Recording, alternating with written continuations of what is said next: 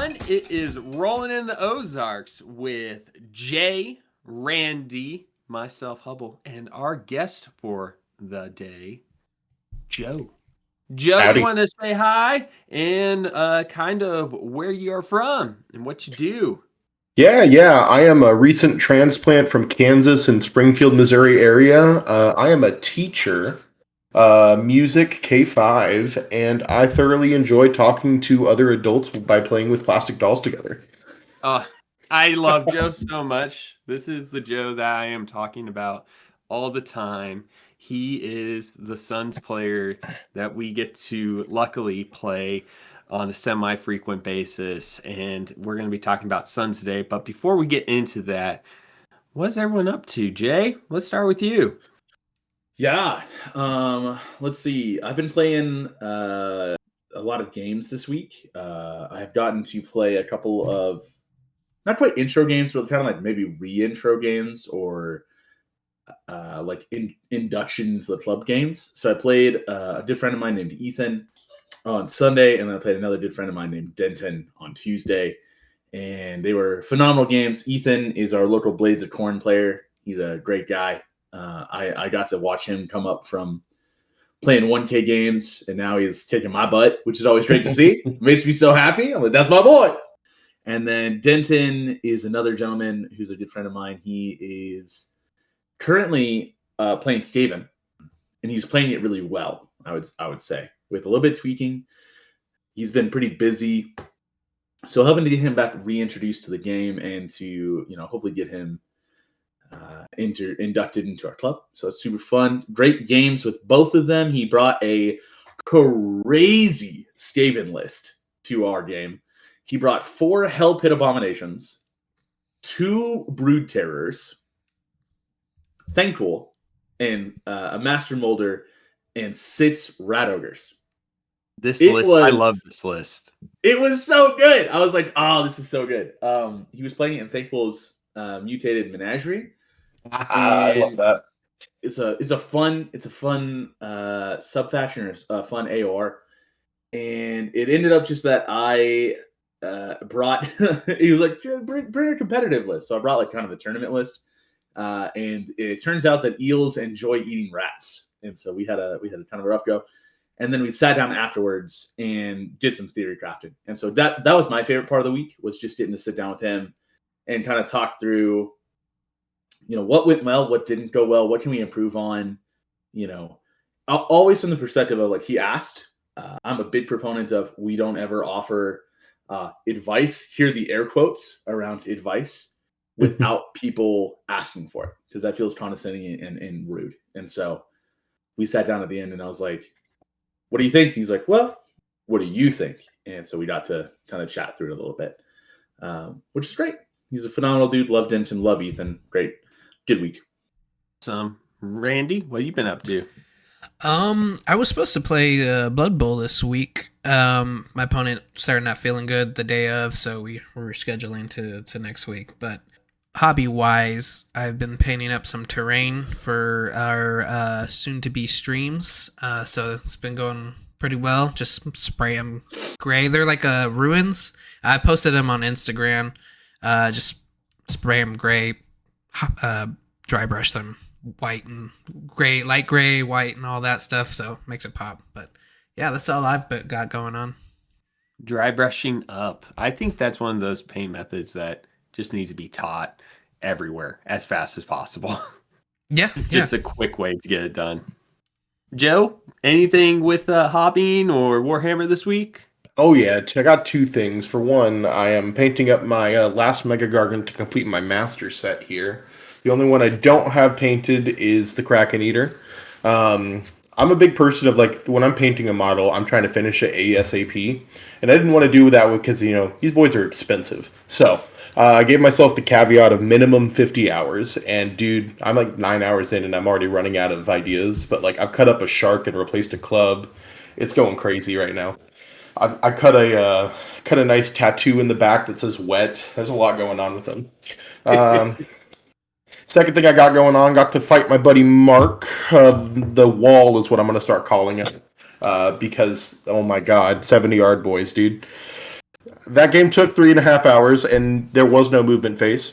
Genuinely, I think the highlight of that game was when the turn I picked up 7 Ardboys out of 70. That was with every single buff in the game. It was a match. If you aren't familiar with the Army of Renown of Iron Jaws, I don't know what the name is. I just know it's the Ardboys one. And Zogrok's Ironmonger.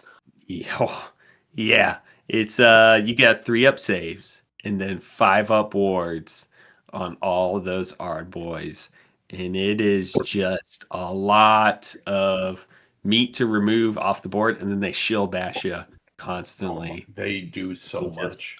So much damage. Mark, absolutely phenomenal. I love being able to say that, being able to play some Ardboys. Okay, well, this week I got to go to an RTT in Tahlequah to support our friend Jesse. He has the Dragon Stone game shop there in Tahlequah. It's great. I love the space because it's nice, big, and open. If you are in Oklahoma, make sure to check it out, or in any area near it. I don't really know much about Tahlequah, just to make that clear. But it was kind of a fun pop in town. But I got to play an RTT there, and I got to play Maggotkin this week. And I just played what I had, which was, reinforced Plague Bearers and reinforced Rot Swords with a Great Unclean One, and basically all of the Dark Water box. And it was a lot of fun being able to play some Maggotkin. It was an absolute grind with my list, and that is very different than my typical Ogre Smash. But the first game, I got to play Isaiah with his Stormcast, and it kind of turned when he had the Night Vexler, and he kept healing the disease. It was just very frustrating to deal with because he kept removing my disease over and over and over again. Luckily, I did run up some Plague Bearers and turned off his commands I ran my Plague Bearers up at his Long Strike Raptors, and my Rot Swords did a great job with counterpunching his Dragonith cavalry units there. So it was a very interesting game. It was very close, only winning by 3 there. And then it was playing Bob and his Blades of Corn, which was another grind game. And it was just constantly where I kept healing because he would throw in his guys and then they would explode when they died. And he was just like, that's 160 points. Take, a solid 10, 15 mortals back to your army. And it was really difficult to just be able to keep pushing. And he had he made his what's the Wrathmongers are the ones that allow you to hit yourself. Well, anyways, I hit myself for 8 damage, and it was just really like, oh my goodness, that was not the time to lose a roll off to a Wrathmonger. He just played it wide, but luckily pulled that one through in a close game. And then I got to play a different Joe V with his Iron Jaws, and then Joe is a talented Iron Jaws player, and I got absolutely destroyed.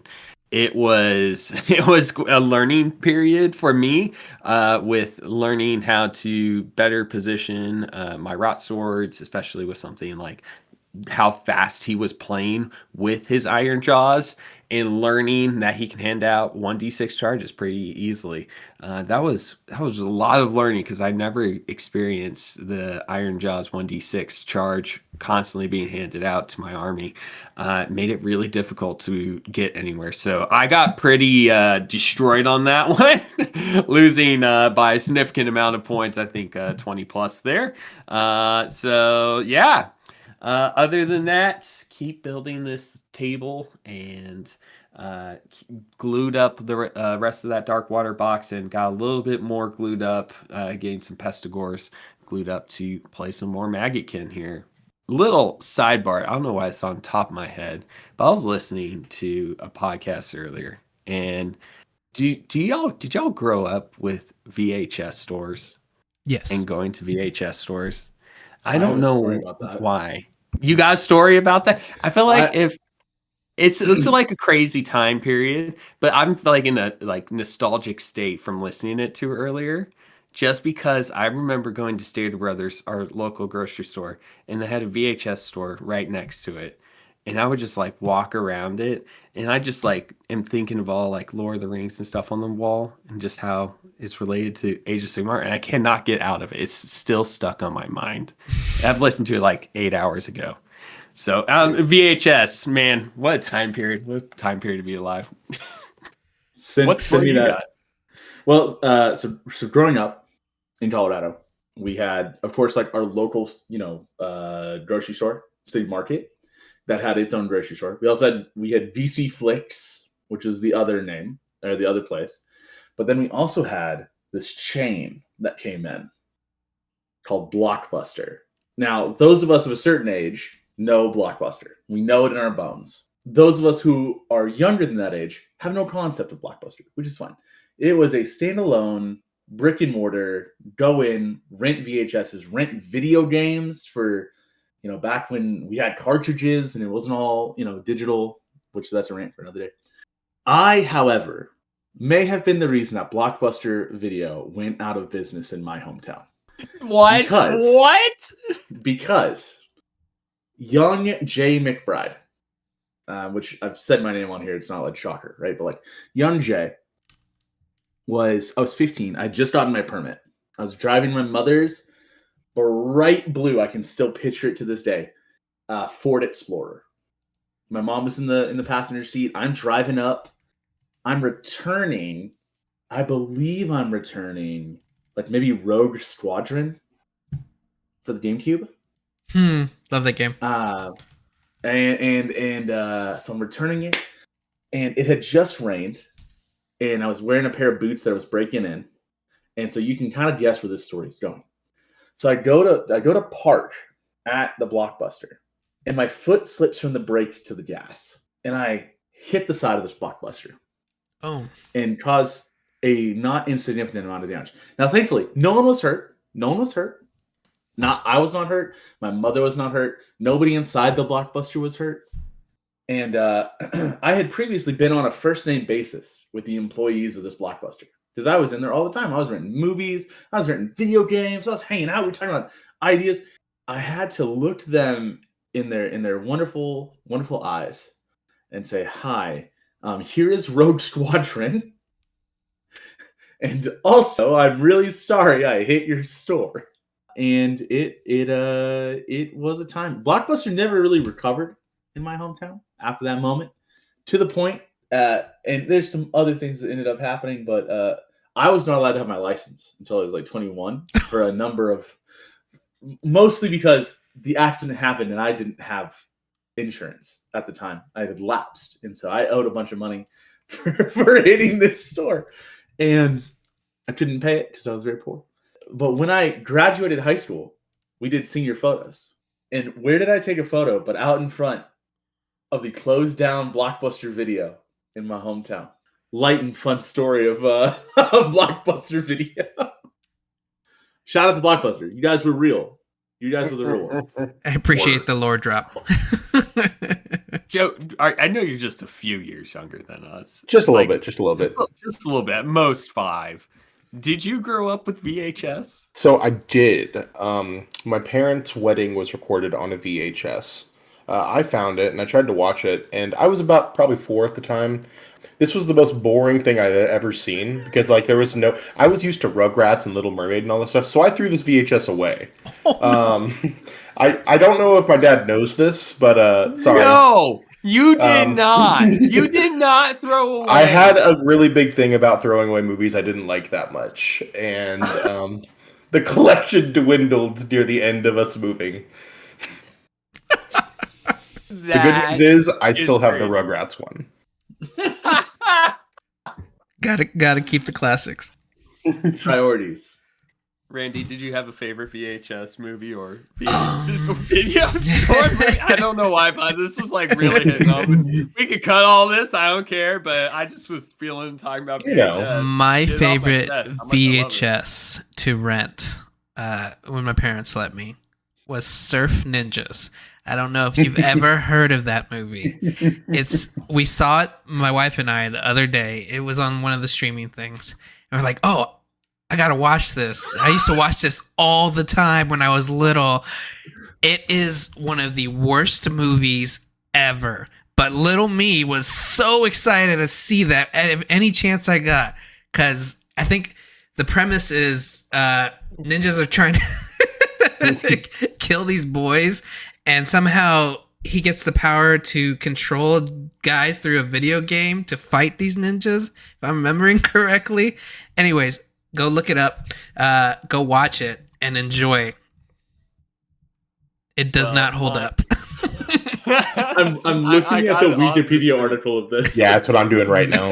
It's nuts. Well, I just to shout out my VHS childhood was Robin Hood, the Disney cartoon. Yeah. And I watched that every time I would get sick. Just a phenomenal movie and plot. It was just such a good movie. I still watch it every once in a while now as an adult. It's awesome.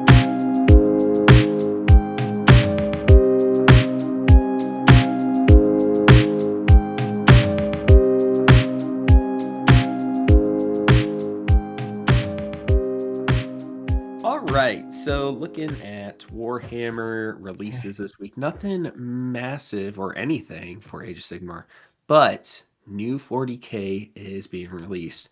While I haven't played any 40k, Randy here has played quite a bit.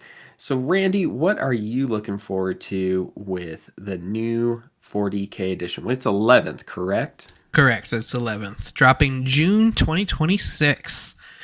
Looking forward to basically all the changes. The terrain's changing.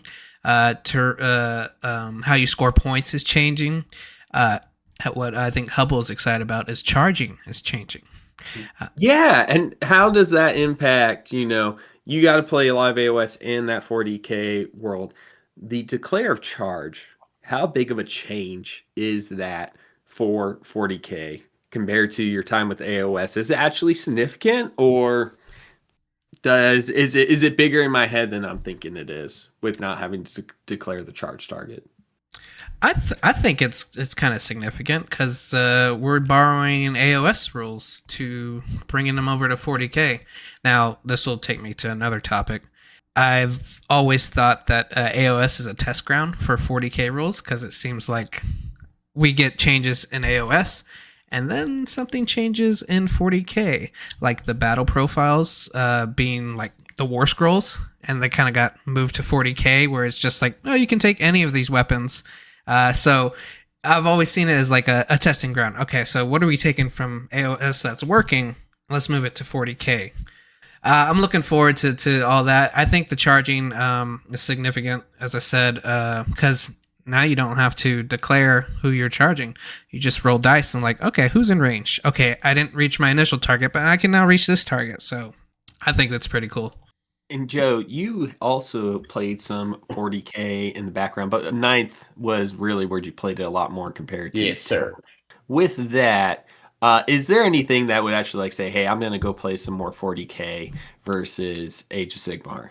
So they've already got me roped in a little bit here, right? I'm a Death Guard player, which if you don't know, Death Guard was pretty good 10th edition the entire time, honestly. There wasn't really a time where they were meh. So I kept my local community healthier by not bringing the father in. But the thing that got me was I play Sons of Behemat, and the entirety of terrain rules were more complex than my entire AOS army for 40k. So, when they just said, hey man, boom, templates. Also, that's your objective now. I'm pretty excited about that. They're kind of getting rid of a lot of the fluff that made me kind of glaze over. So, I'm super hyped to get back into 11th edition.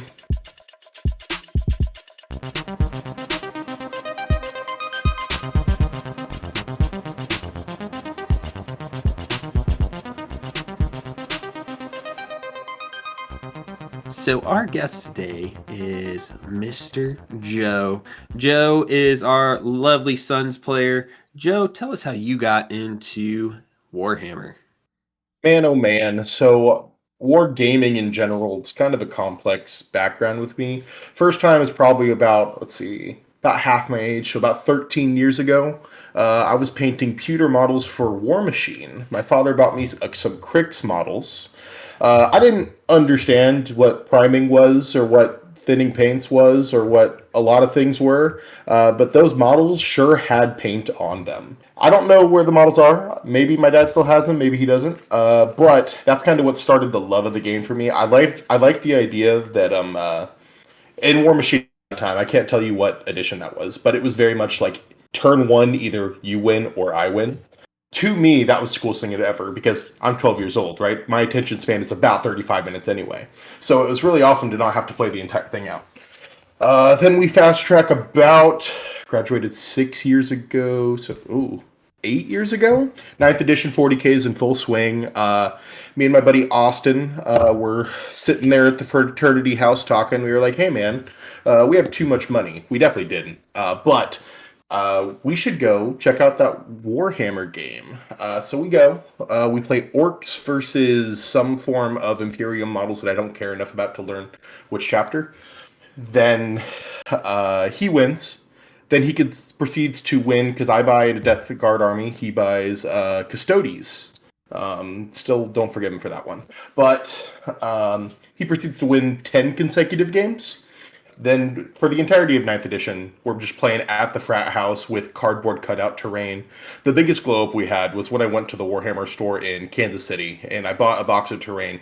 Terrain is really expensive, by the way, if you buy it from GW. Because I realized that was about a quarter of a table. I thought it was a whole table. We had a ton of fun. I learned about 7 games in that Poxwalkers had 2 health, not 1, and 2 attacks and not 1. I wasn't really big on the reading the War Scrolls, but that's okay. Then, take a little hiatus there, senior year, December 22, I think. My dad wins a box of Stormdrake Dragon just because he's a miniature painter. He didn't play any AOS. He wins a box of these just because he's like, hey, I want to paint him. And he promises his wife, I'm not going to get into another hobby right now. And then immediately for Christmas, he's like, by the way, Joe, this Dominion box has some orcs in it, and happens to have whatever these Stormdrake Guard have in it. It's a weird coincidence. So, anyways, I now own 8 armies. Fast tracking a couple years there. And now we're here. So I played Cruel Boys was my first baby. Then we got Iron Jaws. Then I think technically I bought my first Gargant somewhere around that area, but I didn't play them until this last year or so. We got some Flesh Eater Courts in there. I bought that out of spite for Jay here because man, those soggy characters, dude, they did not treat me well. And I was like, that's really cool. I'm gonna buy them. And then we share multiple armies because I also got the fish. I like being wet. I like those. I don't like the elves, but I like the eels. I got my Sons of Behemat. You share a lot of armies that Josh has. It's an interesting thing. Yeah, it's a little bit too much overlap. Well, I can't dude, when I show up to a tournament and only one guy has like full on regalia with a cape on, and he's like, "I'm gonna play 4 characters. They're called Power Rangers, and I'm gonna beat you in with them." And I'm like, "This guy's weird. He's not gonna do that." And then about 35 minutes later, what just happened? I had 5 models. Now I have 1. I forgot my Power Rangers list for a second. I didn't. Oh man, you know what's the funny part about your Poxwalkers only having 2 health instead of 1? Reading comprehension is the biggest enemy of every player. If you can read, you will dominate the table. And sorry for using your big brain. Let us smooth brain destruction players just go. Genuinely, yeah. Okay, so you're kind of the well. I didn't know about you having 8 armies. I thought that you've been playing Sons a lot longer. So I've only been playing 2 years here. So I've been playing Sons over a year, just barely. So technically, is my main army. I'm just a big old army hopper. Like every 2 months, I'll jump. But right now, I'm kind of locked in. But not a meta chaser. No, army hopper. It's actively been dodging the meta, honestly. I bought KO right after they got nerfed. That was a really funny one. There's just a lot of stuff going on. Josh is a famous person to avoid meta. If a meta army is out there, Jay is just straight up saying, I'm not playing that army anymore because it's too good. And I don't get that. I'm like, no, take your time in the sun and enjoy it. It's nice. Just take it a little bit easier. But yeah, dude, about that, Jay. a famous conversation we had coming back from Flying Monkey one year. And I had kind of a lackluster experience. And Hubble goes, "Do you want to have the conversation about playing a good army now?" Or and I was like, "Yeah, probably." So then I played Slaves of Darkness for like 6 months, and then never touched them again because I was like, "These are too good. I can't." And now they live with our friend Logan. Do you just like the challenge, or what's the thought process behind that? I am by my nature a contrarian in some ways. To me, and somewhere out there, I have a very dear friend who's shaking his fist at the sky.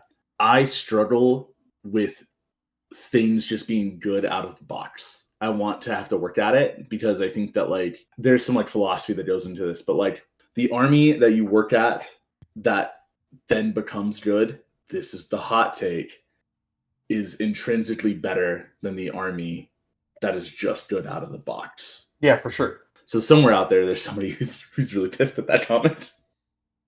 No, But I that's what I believe. I would say that I got my butt whooped by Iron Jaws this last weekend by someone that can pilot it really well. So, and it just was like I was getting like it wasn't even a chance for me. It was like, oh, he knows this army. I barely know Magickin, and he just walked all over me. There wasn't a chance for me to win, and so I'd fully, I respect that because then it's like, oh, they know how to pilot something, and it's the synergies that happen just aren't as natural, but they happen really well, and then that skill of play just elevates it. Yeah, and so this kind of like goes to the opposite of what we had 2 or 3 weeks ago with Cox on the call here. It was tall versus wide. And so Cox is about the wide armies, multiple small units, and then we have Joe here, who it goes tall, not just with the unit count, but the physical models being very tall. How do you play a tall army well, especially with especially if you're doing just Mega Gargants, which is the big ones. If you don't know, it's the super tall ones. With just 4 models, how do you win a game with 4 models? Quickly, normally. If the game goes longer, there's less of a chance of me winning for sure. Because my army is genuinely I do believe there's a GW back office that has one of each Mega Gargant that says, all right, guys, we need to test this army. Go table Gargants, see how long it takes. Let me know if it goes past round 4, and then we'll buff them. Because I'm at the point where like people are like, there's no way I do 35 damage in a turn. And I remember looking at a man and I said, try. Because I was so defeated at this point. And then he was like, oh, it's pretty easy. And I was like, yeah, it does happen sometimes. But when you're playing 4 models, you are genuinely, there's no surprises when it comes to it. Like our biggest surprise is is being fast. Like, and I have to bring an ROR to get the fast. There is also the Gatebreaker, or the Kraken Eater that comes in from the sideline, like anywhere on the board outside 9. But also, like, thinking about that, our highest tech piece is something Stormcast just does in deployment. So, like, there's not a ton off the table. It's genuinely, I got 4 circles. You need to defeat these circles. These circles punch you. Good luck. I feel like I'm playing terrain. Now, Joe, did you play Mega Gargants, and maybe the timeline doesn't line up, in 3rd edition when you could huck terrain at units? Oh man, I did it. So I got my Mega Gargants. Running this back a little bit. Hog Pit last year. I'm running Iron Jaws. I meet a man named Tom Noble. I got Kragnos Iron Jaws. This man says, hey, I'm going to explain this rule, and he explains to me the suplex. Backing up a little bit Hog Pit was my first tournament, my first GT out of my town, so I didn't pay attention to Tom explaining. So I charge into a Gargant, and I'm super hyped. I'm like, I just did 20 mortals. And he's like, that's so cool. He rolls a dice, gets a 4, and he picks up my Kragnos. And I said, hey, man, what are you doing? And then about 10 minutes later, I'm looking at my dead Kragnos, and I said, I want to play this army. So I believe Club President Garrett was selling 2 new in-box Gargants. Bought them both from him immediately, like at the same event.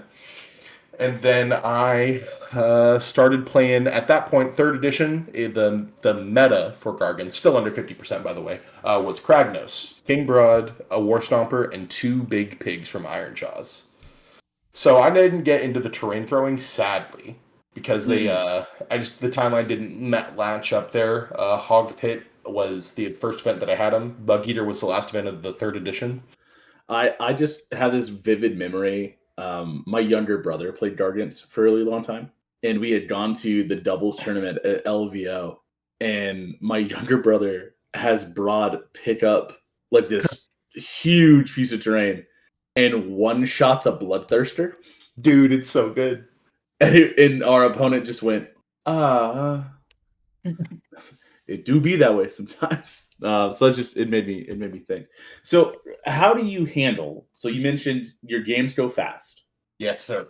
How do you handle like wide armies? Do you handle wide armies? Do you just say I'm going to stand on these circles? You have to play with me. So for me, it's very. I don't want to get too far into the whole battle plan dependent, yada yada yada. Every army's battle plan dependent, but Suns, there are some battle plans where you have to have a idea. Like for example, if you got 6 objectives, congrats. You're looking at 4. Don't look at the other 2. They're a trap. Don't try to go for them. So you got to walk in with a plan. Sometimes there's a physical limit to like how far I can get a Gargant up the table, because at a certain point, 10-inch move on 4 models, I'm going to run out of something somewhere. So me playing into wide armies is always a fun time. I'm thinking 100 Clan Rats is fun. 70 Yard Boys, less fun. Me and Mark, we love the game, but man, it goes back and forth on who wins. We've played each other 3 times, and I met him at Hog Pit, so like 3 weeks ago, basically. But it's just an interesting thing because I play aggressively and I play fast. It's not because I'm good. It's because I know what my rules do, and it's because I know how this ends. It's either I take that aggression or you kind of wrap me in a bubble wrap that is half your army and then win the game. I have half of an army. I have half of a Mega Guardians army sitting back here.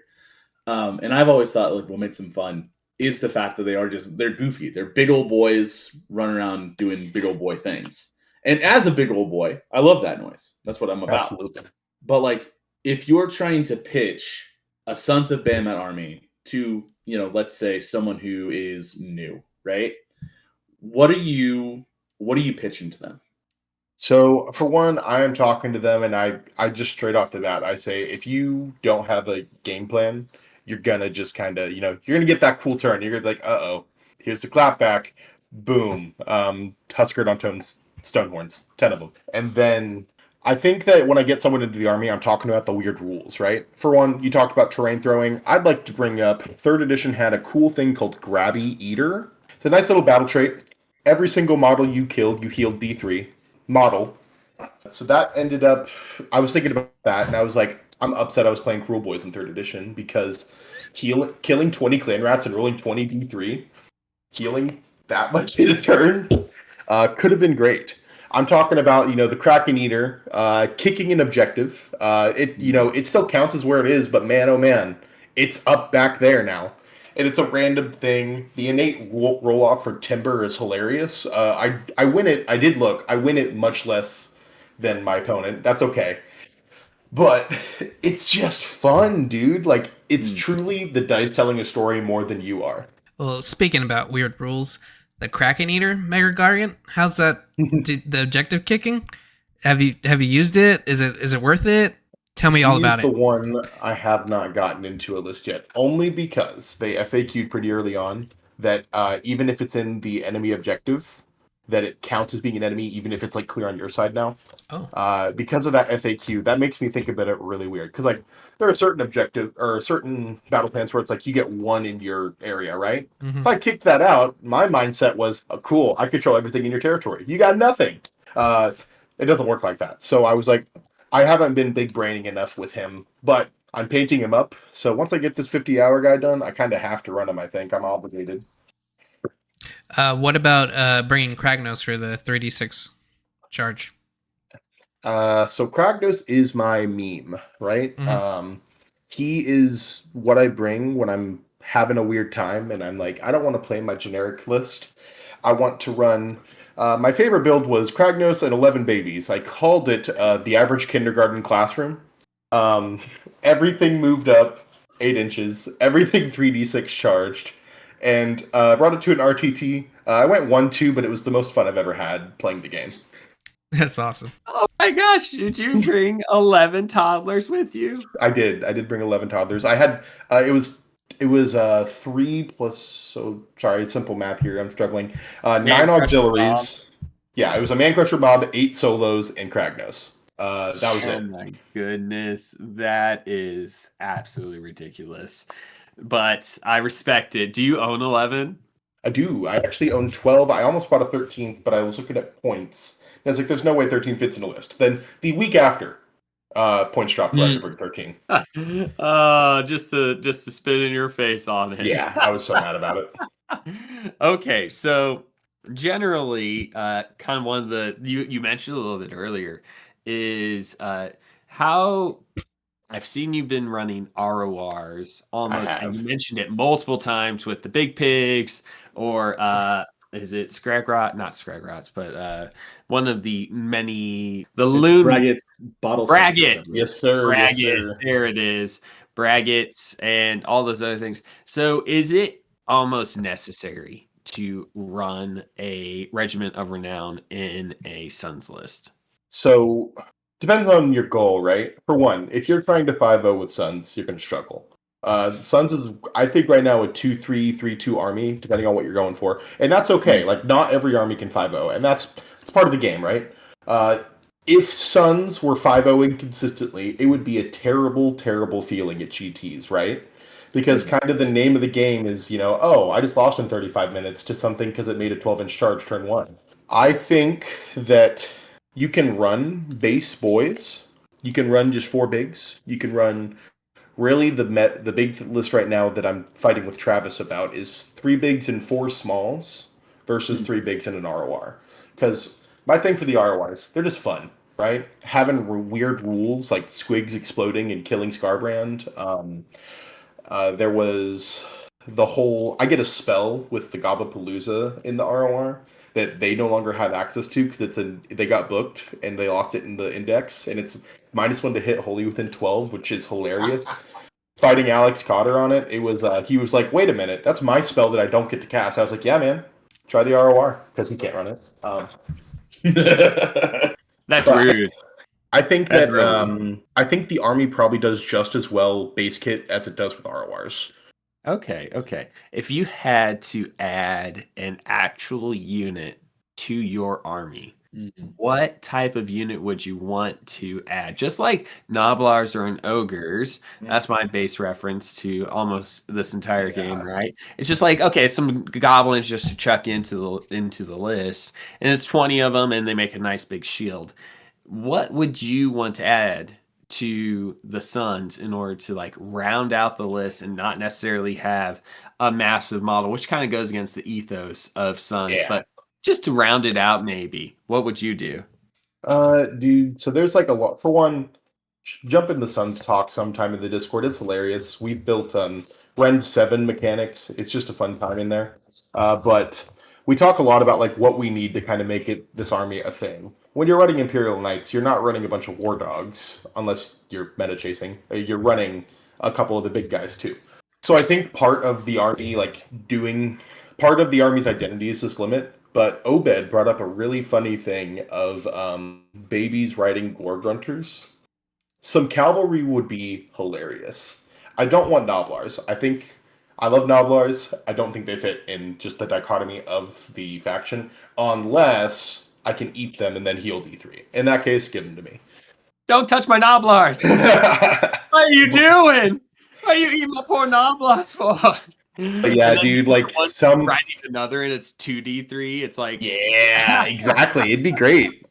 But yeah, just like cavalry or something, I think cavalry would probably mean if I could pick one thing to add, it'd be some cav. Would you? I thought about like doing the squig manglers and just doing the big squigs by themselves. Yeah. As a unit, it would still be a beast, but I think that it would be allow you to get that smaller unit size on the board without having it be, a small small model. You still want it to be a solid 3 inches tall just to be able to be like, this is still a Sun's list. If you had Mangler squids, you could also run it like if you've ever been to a friend's house and they have a dog who's a little bit intimidating. And Absolutely. It's like, get your dog. It don't bite. Yes, it do. Cupcake does not bite. Can I pet that dog? Can I pet that dog? I do think that, like, you mentioned cavalry. I think cavalry would be sick to see like a man crusher riding a stonehorn. Yeah, like don't make it any faster than Gargant's. Gargant's already fast, but like just let him move. I don't even care if like give him the same health. I just want something. Yeah. Are you familiar at all with the rumor of the Gargant, the Mega Gargant matriarch? Yeah. How do we feel about this? So there's two options, right?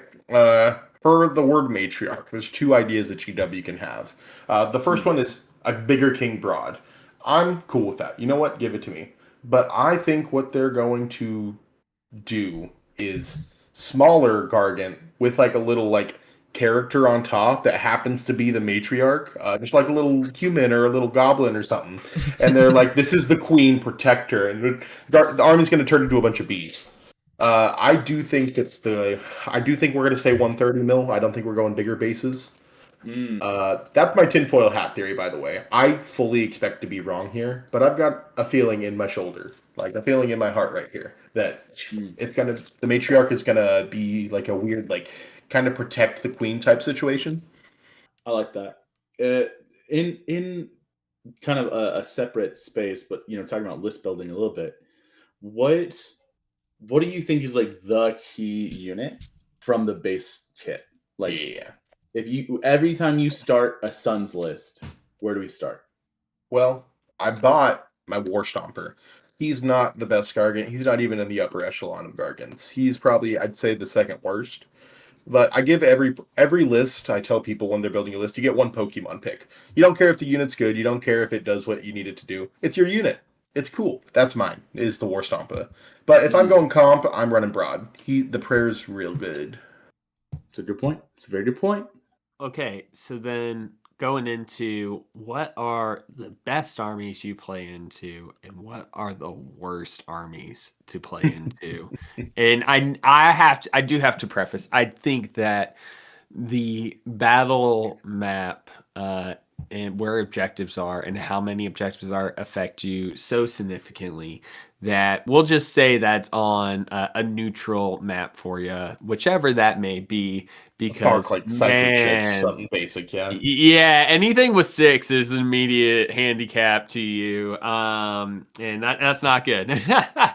But so say it's a neutral map, who do you feel like you can just absolutely smash on, and then the other ones you're like, oops, I'm not winning this one likely. So trying to think of the last games where I like really felt like there was no choice.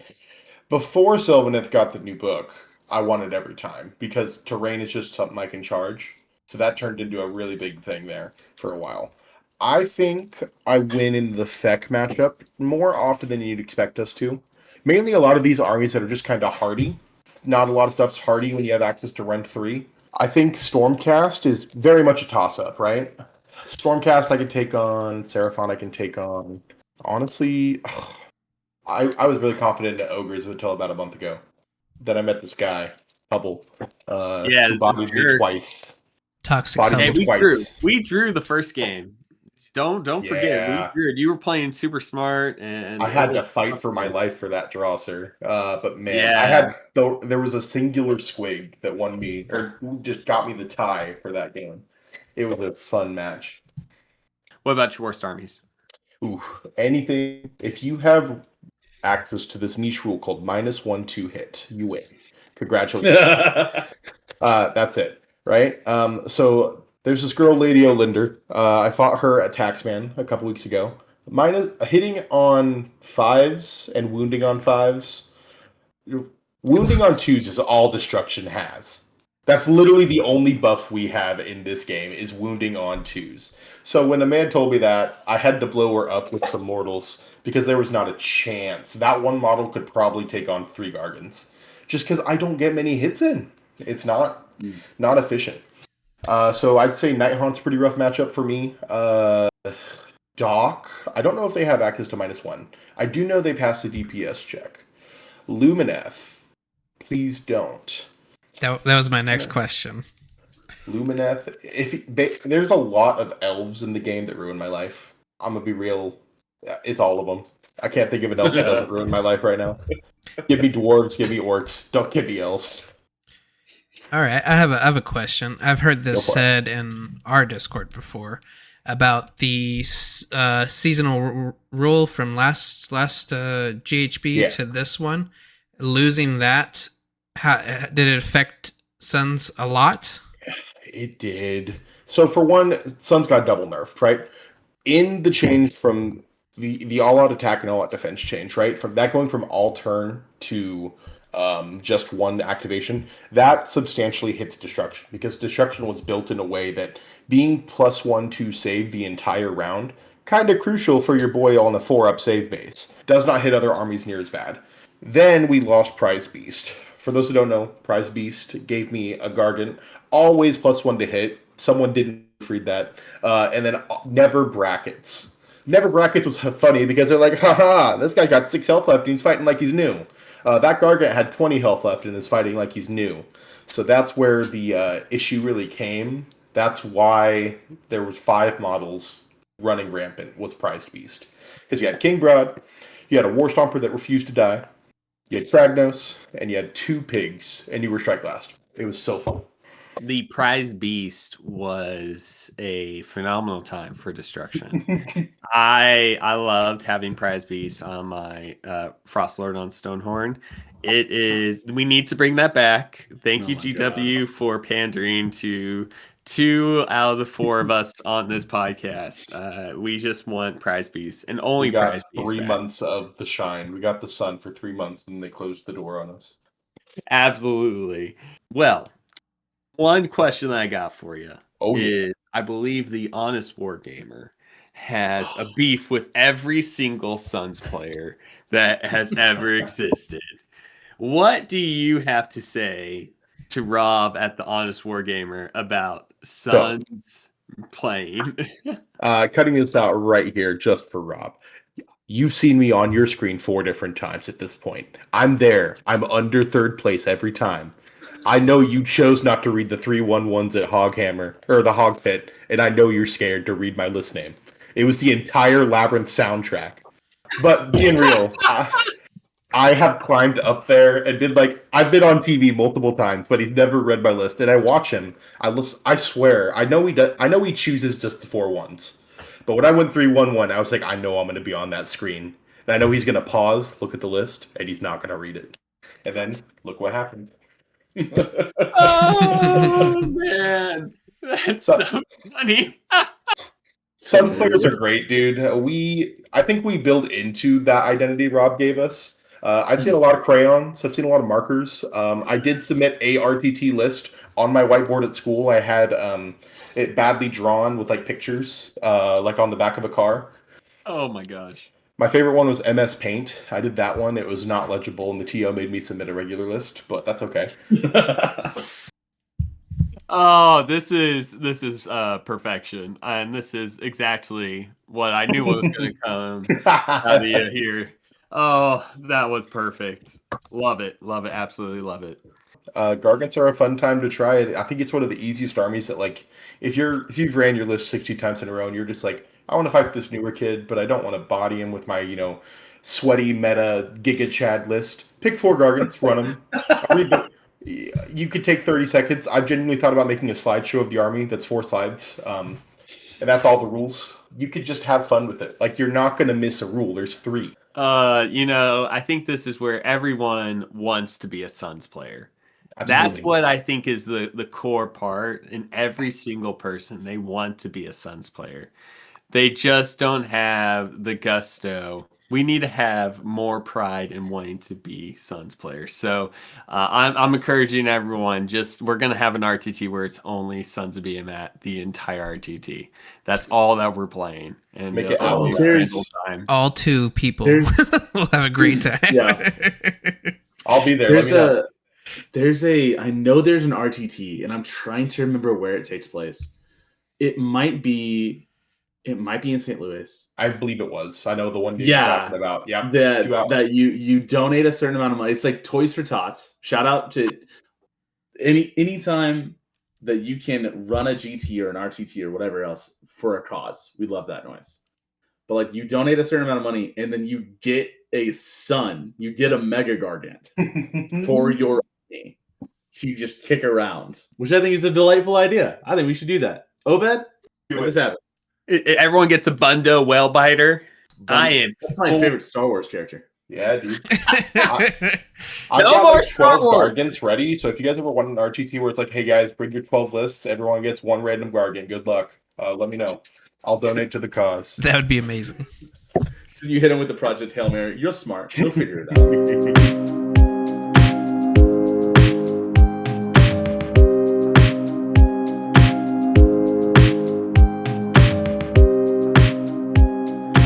All right. So we've had a phenomenal episode getting to hang out and hear great thoughts about the Sons of Behemat from Joe.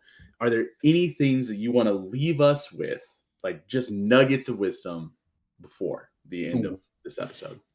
I think Suns in general is probably the most friendly army you'll ever play. I've had so many games where people are like, that's cool as heck, man. I want to do that. And then I'll talk with them, be like, this is what you did wrong. Here. I've had games where me and Hubble, we were fighting 3 Cognos into 3 Stonehorns. I just did 36 mortals. I look over, my dad is still in deployment. It's like halfway through the round, but it's we're just big chilling. But the army is just the most fun I've had, and I've played way too many armies for the amount of time I've been playing. So try it out, even if it becomes a weird RTT army for you. Is there anywhere that we can find you to support you? Anything like social media pages, anything like that? I mean, I'm on Facebook, Instagram, all the stuff, but it's just Joseph Dale. Nothing cool there. You'll see photos of me with my wife. She's a lot cooler than I am, so she's got all the cool social media stuff, but nothing big for me yet. Killer. We'd love to hear it. Well, we're going to jump right into some of our shout outs here. And I have the privilege of getting to go first and talking about our Tall Hammer Games Explosion RTT happening this month. That is the month of May. I want to be clear. Month of May on May 23rd. And we have a special subset of rules here at our RTTs at Games Explosion because we have the mad genius Obed who concocts these things. This month's rule set is known as Tall Hammer, okay? You have 2 regiments, no more, no less. You need a minimum of 3 reinforced units, 2 of which must be the same. Monsters are allowed to fill that role, okay?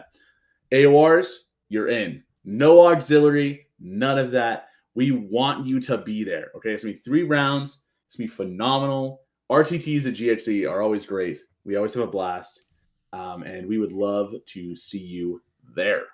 Next is we have a GT River City Rumble May 30th through 31st in St. Louis. And if you want to win a Highlander Katana sword, it looks pretty sweet, and I cannot wait to I can't wait to win a Highlander event and take home a sword that my wife will question and be like, where'd you get that? I'll say I want it, right? And everyone will have to support me and tell her that, because it's one of those things. River City Rumble, St. Louis, go try to win a Highlander Katana. It's gonna be a great time. Big vibes. Speaking of another GT that's coming up, there's Bug Eater happening in Omaha, Nebraska. Bug Eater is phenomenal. It's an incredibly run GT. It marks the end, pretty close to the end of the Great Plains season.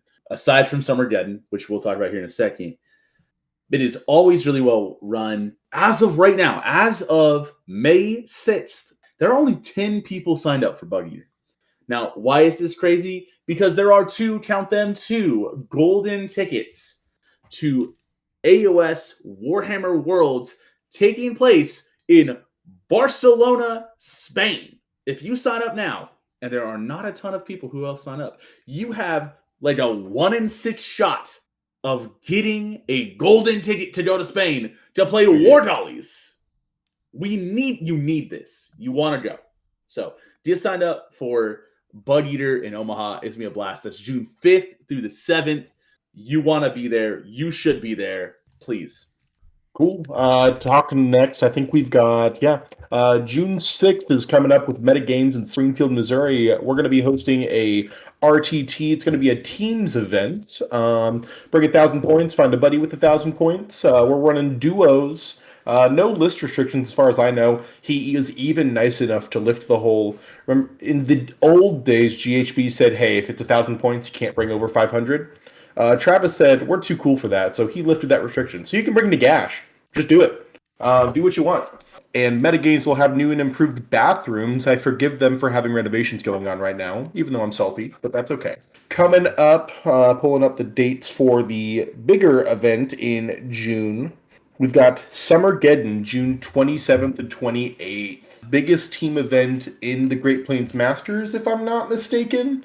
And we're trying to fill out 2 more teams. So I think we're looking for like 10 to 12 more guys. So if you know anyone that's thinking about going, get in that Discord, let us know for sure. Because, man, it's like 14 teams right now. I'm genuinely terrified of what you guys are going to do to this event center because that's a lot of dudes.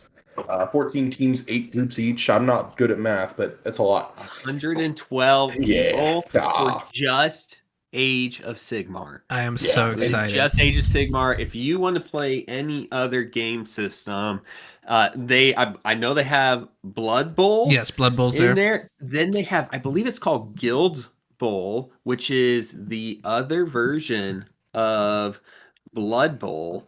And it is and then they're going to have 40K there. And Kill Team, I believe that is everything that they have going on.